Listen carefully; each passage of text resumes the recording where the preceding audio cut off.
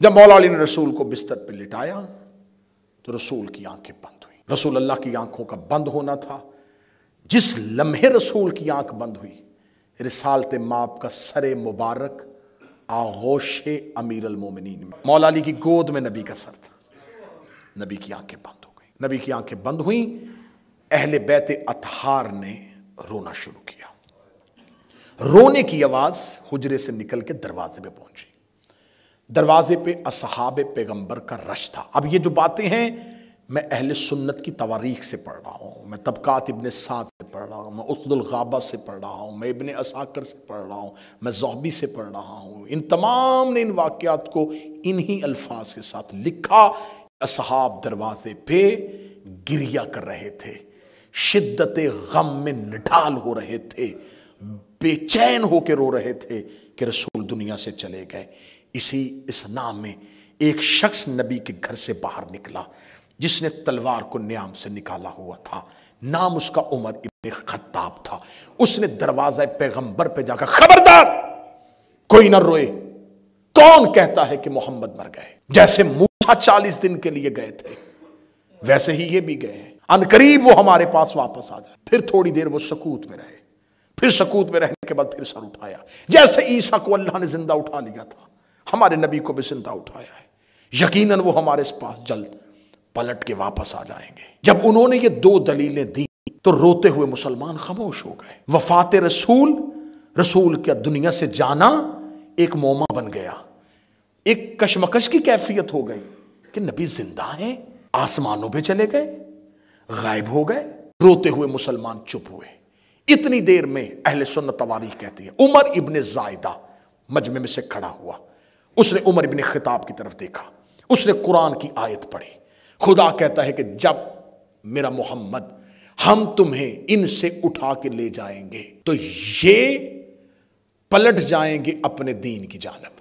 جو ہی اس نے یہ آیت پڑھی فوراً انہوں نے کہا خبردار، اگر تو نے شور کیا میں سر تن سے جدا کر دوں گا۔ اتنی دیر میں ابو عبیدہ جراح اور ایک اور شخص آیا، اس نے آ کے کہا اعلان کر دو کہ نبی دنیا سے جا چکے ہیں۔ اب یہاں پر اہل سنت تواریخ کہتی ہے کہ اس صحابی کا یہ غصے میں خطاب کرنا، مسلمانوں کو جھڑکنا ان کی جذباتی کیفیت تھی۔ ان کو یہ خبر برداشت نہیں ہو رہی تھی، لہٰذا وہ جذبات میں آ کر مسلمانوں سے خطاب کیا۔ جب انسان جذبات میں آ کے اس طرح کی بات کرتا ہے پھر تھوڑی دیر کے بعد وہ حقیقت کو تسلیم کرتا ہے تو پھر وہ حقیقت کے سامنے گھٹنے ٹیکتا ہے۔ یہ جذبات میں آئے تھے کہ میں نہیں مان سکتا کہ نبی دنیا سے چلے گئے۔ پھر جب ان کے ذہن نے قبول کر لیا تھا کہ نبی چلے گئے، انہیں نبی کے جنازے پہ جانا چاہیے تھا، صحیفہ میں نہیں جانا چاہیے تھا۔ یہ کیسے جذبات ہے میرا مسلمان بھائی، جو نبی کے دروازے پہ تو نبی کی محبت میں تھے،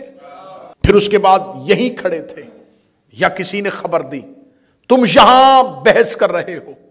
وہاں ثقیفہ بنی سعدہ میں انصار جو مدینہ کے رہنے والے باشندے تھے انہوں نے اکٹھے ہو کے اپنا امیر چننا شروع کر دیا۔ یہ لوگ دروازہ پیغمبر سے دوڑے، ثقیفہ بنی سعدہ میں پہنچے۔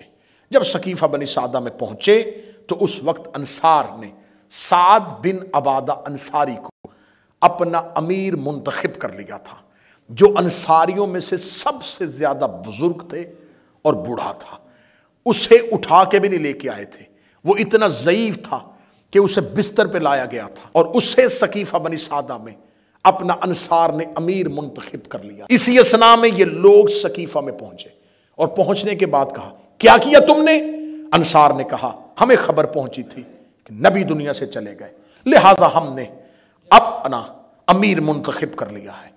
اسی لفظ کو سننے کے بعد عمر ابن خطاب نے واپس جواب دیا تم کون ہوتے ہو نبی کے بعد اپنا امیر منتخب کرنے والے؟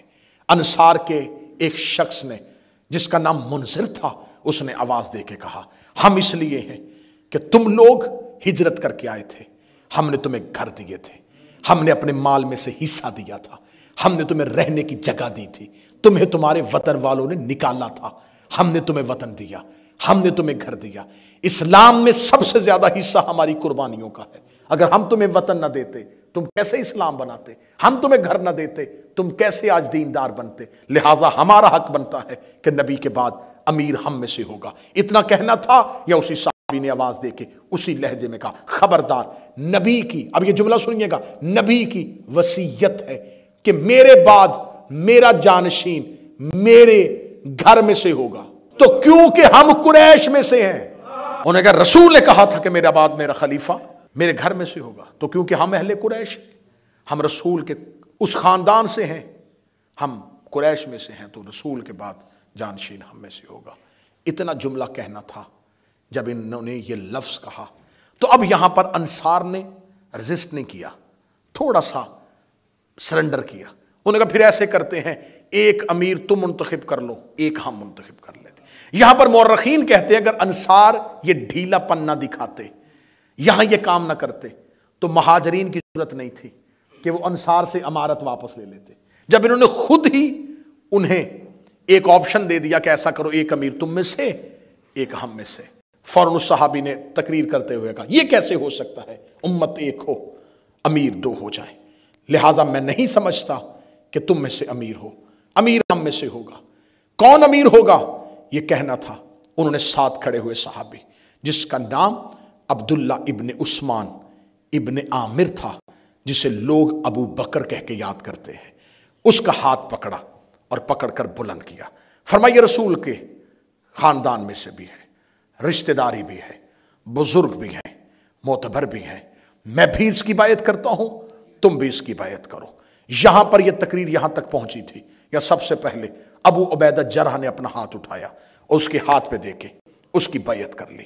اس کے بعد عبد الرحمن ابن عوف مکی آیا, اس نے اپنا ہاتھ اٹھایا, اس کے ہاتھ میں دیا اور بیعت کر لی. اس کے بعد نعمان ابن بشیر انصار میں سے آیا. یہ سعد بن عبادہ انصاری کا سگا چچا زاد بھائی تھا, لیکن حسد کی تھی, آپس میں مخالفت تھی. انصار نے ذاتی مخالفت کا بدلہ لیا, فوراً آ کے اس کے ہاتھ پہ بیعت کر لی. جب نعمان ابن بشیر نے بیعت کی تو انصار کے نوجوانوں نے آ کے بیعت کرنی شروع کر دی. وہاں پر مسلمان ایک دوسرے کے ساتھ دست و گریبان ہونا شروع ہو گئے, حتیٰ کہ سعد بن عبادہ انصاری کو سقیفہ بنی سعدہ کے اندر اہل سنت طریق کے لفظ پڑھ رہا ہوں, حرف پڑھ رہا ہوں اہل سنت طریق سے, سعد بن عبادہ انصاری جیسے بوڑھے صحابی کو ٹھڈوں کے ساتھ مارا گیا, اسے لاتوں کے ساتھ مارا گیا, اسے زخمی کیا گیا. اس کا بیٹا قیس اپنے باپ کو گھسیٹ کے ان سے بچاتا ہوا اپنے گھر واپس لے کے گیا. آخری لمحے تک سعد بن عبادہ انصاری نے بیعت نہیں کی تھی خلیفہ کی. پھر اس نے مدینہ چھوڑ دیا تھا اور رستے میں تھا اور اس کو کہیں سے ایک تیر آیا تھا جو اس کے سینے پہ لگا اور یہ موقع پہ مر گیا. آج تک مورخ کہتے ہیں کہ سعد بن عبادہ انصاری کو جنوں نے مارا تھا. ہاں آج تک ہر طریقے ہے کہ جنوں نے مار دیا, کیونکہ اس کے قاتل کا نہیں پتا کہ کہاں سے تیر آیا اور لگا اور یہ مر گیا. تو جب تیر پھینکنے والا کوئی نہیں تھا تو پھر ہم یہ طے کر لیا کہ اس کو جنوں نے مارا تھا. یہ کہتے اس کو جنوں نے مارا تھا, یہ ہمیں پتا ہے کہ کنوں نے مارا تھا, یہ ہمیں پتا ہے کہ اسے کنوں نے مارا تھا, کس نے مارا تھا, کس کا تیر تھا. اگلی تقریروں میں شاید نام بھی آ جائے کہ کون تھا وہ تیر پھینکنے والا. آخر سعد بن عبادہ انصاری کو زخمی حالت میں اس کا بیٹا قیس لے کے وہاں سے چلا گیا. یہ حالت ہو رہی ہے سقیفہ میں. یہاں مہاجر انصار ایک دوسرے کو گالیاں دے رہے, ایک دوسرے کے گریبان پکڑ رہے, قبالی تعصب کی وجہ سے لڑائی شروع ہو رہی. ادھر رسول کے گھر میں حالت کیا ہے؟ حضرت عبداللہ ابن عباس, حضرت عباس ابن عبد المطلب, فضل ابن عباس, قسم ابن عباس, علی ابن ابی طالب رسول کو غسل دے رہے ہیں. رسول کو غسل دیا جا رہا ہے. جب رسول کا غسل مبارک مکمل ہو گیا, مولا علی نے حکم رسول کے مطابق رسول کو کفن دیا. کفن مبارک مرتب ہو گیا, کفن دیا جا چکا. جب رسول کی تکفین مکمل ہو گئی تو اب آیا رسول کے جنازے کا وقت. اب یہاں اصحاب پریشان تھے کہ رسول کا جنازہ کون پڑھائے گا. آخر وہ جو گھر کے اندر موجود تھے انہی میں سے ایک نے پوچھا, یا علی رسول کا جنازہ, نماز جنازہ آپ پڑھائیں گے؟ علی نے فرمایا کس میں اتنی صلاحیت ہے کہ وہ نبی کے آگے کھڑا ہو سکے.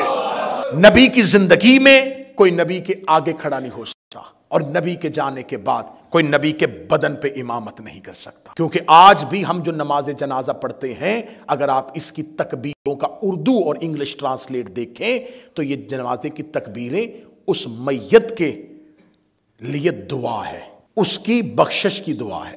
تو کون ہوتا ایسا جو نبی کے جنازے پہ کھڑا ہو کے نبی کی بخشش کی دعا کرتا؟ پھر مولا علی سے پوچھا گیا، یا علی پھر کیا کریں؟ فرمایا ایک ایک کر کے رسول کے چہرے کی زیارت کرو، اور تمہارا نماز جنازہ یہ ہے کہ رسول کی میت پہ حاضر رہو. حاضر ہونے کے بعد اس آیت کو پڑھو، ان اللہ و ملائکۃ یصلون علی النبی یا ایھا الذین آمنوا صلوا علیہ وسلموا تسلیما. اس آیت کو دہراتے جاؤ اور نبی کے جنازے سے جاتے جاؤ. تمہارا نبی کے جنازے پہ حاضر ہو کے یہ درود پڑھ دینا ہی تمہارے لیے کافی ہے. یہاں یہ حالت ہو رہی تھی. اب وہاں سقیفہ بنی سعدہ میں طے ہو گئی تھی خلافت. اسے جسے خلیفہ بنایا تھا لے کے مدینے کے بازار سے نکلے. جو شخص سامنے سے چلا رہا تھا اسے پتہ نہیں تھا، اس کا ہاتھ پکڑا، ہاتھ پر رکھا، چل تیری بیعت ہو گئی، ادھر آ، بیعت ہو گئی. یوں یقین کیجئے میں بالکل حقائق پڑھ رہا ہوں. یوں جو سامنے آنے والا اسے پتہ ہی نہیں تھا کہ کیا ہو رہا ہے. انہیں یہی خبر نہیں تھی مدینے والوں کو کہ رسول دنیا سے چلے گئے ہیں. یہ سب کچھ کیا ہو رہا ہے؟ یہ مدینے میں بھگدڑ کیسی مچی ہوئی ہے؟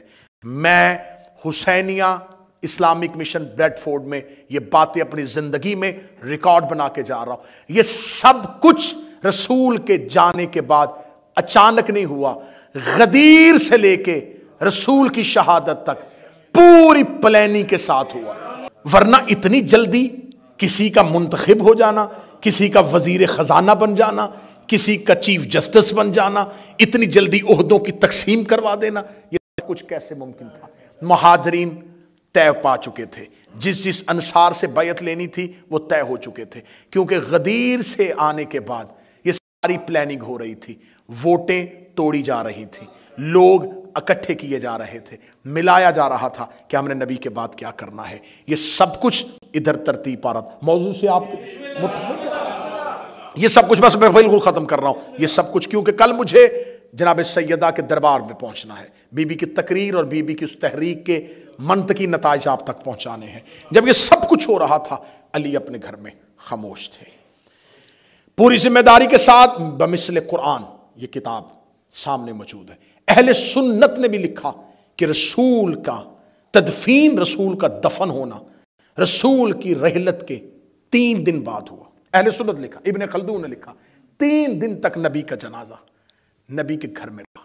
سب نے لکھا کہ 3 دن تک نبی کا جنازہ نبی کے حجرے میں پڑا رہا. آج کسی میت کو بغیر سرد خانے کے ایک رات کوئی گھر میں رکھے نہیں رکھ سکتا. فوراً کسی سرد خانے کا اہتمام کرو، کسی کولڈ سٹور کو ڈھونڈو، کیونکہ میت سے بدبو آ جائے گی.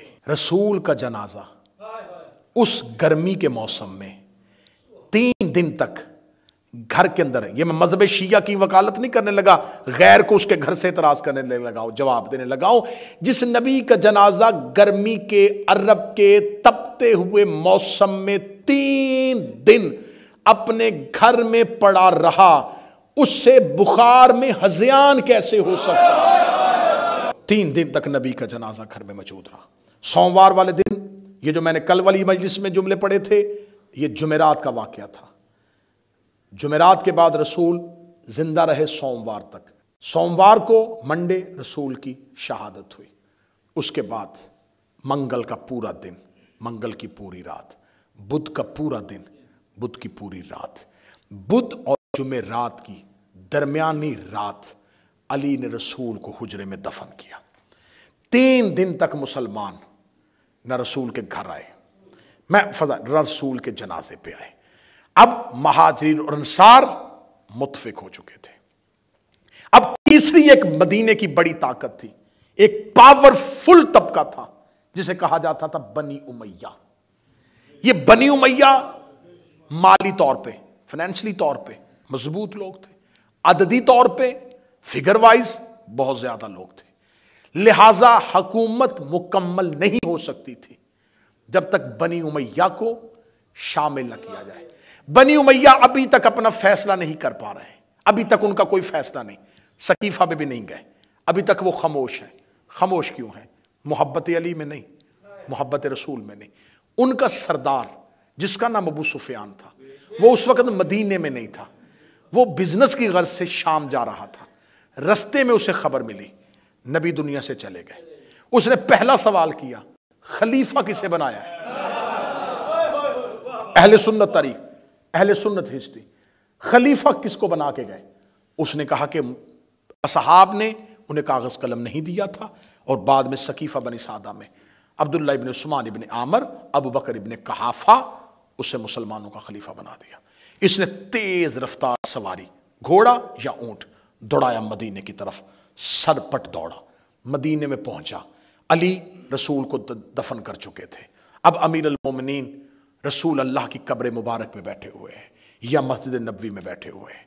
ये मदीने पहुंचता है। मदीने पहुंचते ही एक एक हरफ मैं रिकॉर्ड करवा रहा हूं, ताकि हम दुनिया से चले भी जाएं तो नस्लों तक ये असासा महफूज रहे, ये हकाइक महफूज रहे जो इस चार दीवारी से महफूज करवाए गए थे। जो ही ये पहुंचता है मदीने, ये पहुंचता है कि हजरत अब्बास इब्ने अब्दुल मुत्तलिब कहाँ है, रसूल का चचा कहाँ है, क्योंकि वो बुजुर्ग था और ये भी मक्का का रहने वाला था, बूढ़ा था।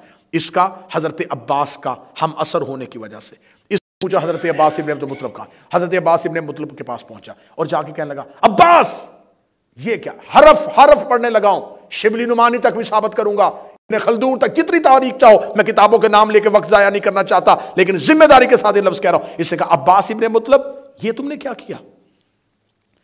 बनी हाशम और बनी उमैया के होते हुए खिलाफत इतने छोटे खानदान में चली गई।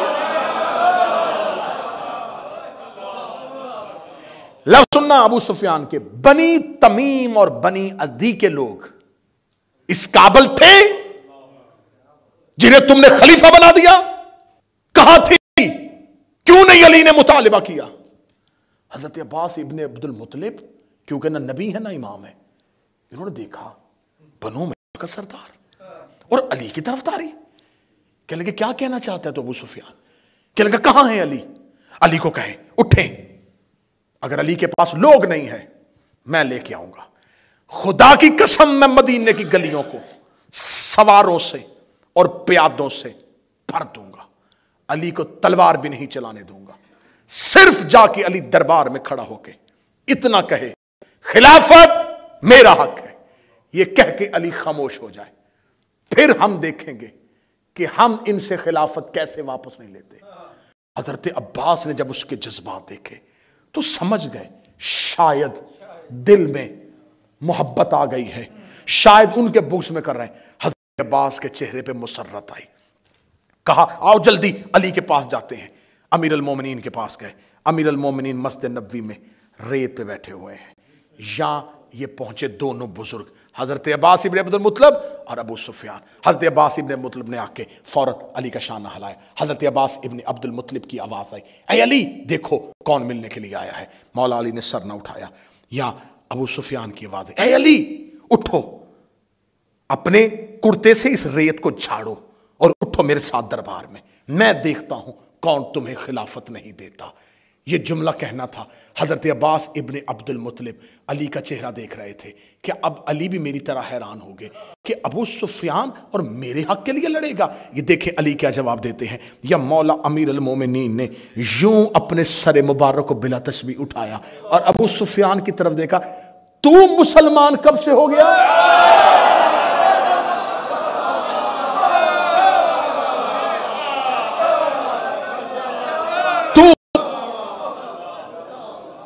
मुसलमान कब से हो गया? ये लफ्ज नहीं है, इसे कहते हैं इमाम। ये है हिकमत अमीर अल मोमिनीन। तू कब से मुसलमान हो गया? ये कहने के बाद अली ने फरमाया, तुझे किसने ये इख्तियार दिया है कि तुम मुसलमानों के अंदरूनी मसलों पे बोले? क्या चाहता था? इसके दिल में था अली को सामने लेके जाऊंगा, यहीं पे ऐसी जंग बर्पा करूंगा, इस्लाम मदीने के अंदर ही खत्म। فتح کا لشکر لے کے مکے میں جا کے کہوں گا ختم کر آیا وہ جو مکے میں آ کے فتح کے جشن منا رہا تھا، وہ دیکھو چند سالوں بعد ہی مدینے میں سارے کا سارا اسلام ختم کر آیا۔ علی فرمایا تمہیں کس نے یہ کہا ہے کہ تم مسلمانوں کے مسائل کے اندر بولو؟ جب وہ ابو سفیان بول رہا تھا تو لوگ کھڑے تھے پیچھے، علی کیا کہیں گے؟ اب یہاں مولا علی نے خطبہ دیا۔ مولا نے فرمایا ایھا الناس، اے لوگو، فتنے کی موجوں کو نجات کی کشتی سے کچل دو۔ پوری تقریر منت نہیں کی، یہ لفظ میرے نہیں ہیں، یہ لفظ میرے آقا علی کے ہیں۔ فتنے کی موجوں کو نجات کی کشتی سے کچل دو۔ یہ کہنے کے بعد علی کی آواز آئی، اگر میں اپنے حق کے لیے اٹھوں تو مجھے کہیں علی حکومت کا حریص ہے، اگر میں چپ ہو جاؤں تو پھر کہیں کہ علی ڈر گیا ہے۔ یہ کہنے کے بعد علی نے ابو سفیان کی طرف دیکھا، فرمایا ابو سفیان، جو پانی تو مجھے پلانا چاہتا ہے نا وہ بڑا گندلا ہے، جو لقمہ تو مجھے کھلانا چاہتا ہے نا یہ حلق سے اترنے والا نہیں ہے۔ یہ کہہ کے علی نے اگلا لفظ کہا، فرمایا اگر میں نے لڑنا ہی ہے تو بھول گئے ہو تم بدر اور احد؟ بھول گئے ہو تم بدر احد؟ یہ کہنے کے بعد علی نے فرمایا یہاں یہ جملہ جو آپ کو ممبر سے سنایا جاتا ہے یہ مولا علی نے ابو سفیان کے سامنے کہا تھا۔ علی نے فرمایا مجھے موت سے کیا ڈر، قسم ہے اس خدا کی، علی موت سے ایسے محبت کرتا ہے جیسے بچہ اپنی ماں کے سینے سے محبت کرتا ہے۔ علی کو موت سے کوئی ڈر نہیں، علی کو کوئی اندیشہ نہیں کہ علی موت پہ جا پڑے یا موت علی پہ آ پڑے۔ یہ جملے کہہ دیے مولا علی نے۔ اب یہاں پر بنی امیہ کا سردار سخت رنجیدہ ہوا، سازش تو کامیاب نہ ہوئی، علی تو اس سازش کا مہرہ نہ بنا۔ پھر یہیں سے اہل سنت طریقے کہتی وہ گیا اور سیدھا دربار میں گیا۔ دربار میں جا کے کہنے لگا تمہیں کس نے جرأت دی بنی امیہ کے مشورے کے بغیر خلیفہ بنو؟ انہوں نے کہا تمہارا ہی انتظار کر رہے تھے۔ کس چیز کا؟ امیر بنتے ہوئے انتظار کیا؟ انہوں نے کہا چھوڑ امارت کو، ہم یہ چاہتے ہیں بیت المال تیرے حوالے کر دے۔ یہیں سے بیت المال آج سے تیرا، جہاں چاہے مال تقسیم کر، جسے چاہے عہدے دے، جسے چاہے گورنر بنا۔ اب میرا سوال ہے اہل سنت مسلمانوں سے کیمرے کی موجودگی میں، جہاں تک دنیا میں آواز سنی جائے گی، بنی امیہ کی سازش دو لوگوں کے سامنے گئی، دونوں میں سے علی نے کیا جواب دیا اور ادھر سے کیا جواب ملا؟ اب بتاؤ اسلام کس نے بچایا تھا؟ اب یہ میری قوم کے بچے جو سوال کرتے ہیں، جو سوشل میڈیا پہ بیٹھتے ہیں، جن کو سوال پوچھا جاتا ہے تلوار علی نے کیوں نہیں اٹھائی، تلوار علی نے کیوں نہیں اٹھائی، تلوار علی نے کیوں نہیں اٹھائی؟ ان بچوں کو میں تاریخی اعتبار سے سمجھاؤں گا تو شاید جلدی نہ سمجھے۔ میں 1 یا 2 منٹ میں آپ کی زحمت تمام کر کے مصاحب تلاوت کرنے لگا ہوں۔ اگر کسی جگہ پہ مثلا ہماری شیعہ قوم کے کہیں پہ کوئی کٹ ہو جائے کہ شیعہ حقوق کے لیے ایک تنظیم بننی چاہیے، جو شیعہ حقوق کا خیال کرے، جو شیعہ رائٹس کے لیے بات کرے، جو شیعہ نوجوانوں کی تعلیم کے لیے، جو عزاداری کی ترویج کے لیے کام کرے، تو یہ سوچ بڑی اچھی ہوگی۔ جب یہ تنظیم بنے گی، اس تنظیم کے لیے ایک منشور لکھا جائے گا، ایک نصب العین لکھا جائے گا کہ اس تنظیم نے کیا کیا سب کام کرنے ہیں۔ جب یہ منشور لکھا جاتا ہے پھر عہدے بنائے جاتے ہیں کہ تم صدر ہو، تم نائب صدر ہو، تم جنرل سیکرٹری ہو، تم خزانچی ہو، تمہارے ذمہ یہ کام، تمہارے ذمہ یہ کام، تمہارے ذمہ یہ کام، اور کرنا کیا ہے؟ اس منشور پر عمل کرنا ہے۔ اب یہ منشور جہاں جہاں شیعہ رہتے ہیں ان تک پہنچاؤ، انہوں نے بتاؤ کہ ہم نے تنظیم کی تشکیل دے دی ہے، ہم اس حقوق کے لیے لڑیں گے۔ وہ منشور کی کاپیاں تقسیم ہو جاتی ہیں، تقسیم ہو کے گھروں تک پہنچ جاتا ہے۔ اسی تنظیم کا پہلا اجلاس ہوتا ہے، پہلے ہی اجلاس میں عہدوں پہ لڑائی ہو جاتی ہے، نائب صدر صدر کو مارنا شروع کر دیتا ہے، ایک دوسرے کے دستوں گریبان ہو جاتے ہیں، اتنی لڑائی ہوتی ہے کہ ایک دوسرے کو زخمی کر دیا جاتا ہے۔ خبر ہر شیعہ کے گھر پہنچ جاتی ہے، وہ جو تنظیم بنی تھی نا ان کی آج لڑائی ہو گئی ہے، وہ جو گھر میں منشور پڑا ہوتا ہے نا، سب سے پہلے بندے اسے پھاڑتے ہیں۔ اب اس منشور کا کیا فائدہ؟ جنہوں نے بڑی محبت سے بنایا تھا یہ تو آپس میں لڑ پڑے۔ رسول اپنی زندگی میں اسلام یمن تک لے گئے تھے، قرآن مصر تک چلا گیا تھا، آیتیں دمشق میں پڑھی جا رہی تھی، انہوں نے نبی دیکھا نہیں تھا، صرف منشور گیا تھا۔ اگر انہیں خبر ہوتی کہ مدینے میں لڑائی ہو گئی ہے، یہ اپنے گھروں میں قرآن جلا دیتے۔